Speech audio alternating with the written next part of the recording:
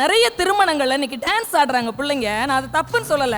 நீங்க கொண்டாட்டமா குதூகலமா கொண்டாடிட்டு போங்க. ஒரு 2 மாசத்துக்கு முன்னாடி பார்த்த கல்யாணத்துல அந்த பையன் ஆட தெரியாது போல ஒரு கோட் சூட்டை போட்டு பாவமா வெட்ட போற கெடா மாதிரி ஒரு மாலையும் போட்டிருக்காங்க.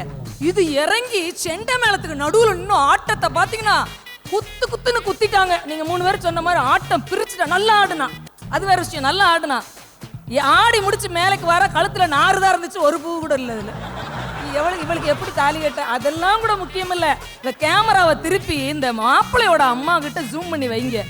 அந்த பொம்பளைகிட்ட ஒரு அம்மா கேக்குது, சொந்தக்காரி மதினி, காது கேட்காம இருக்கா இவ, மருமக போட்ட ஆட்டத்தை ஊரே பார்த்துருக்குன்னு.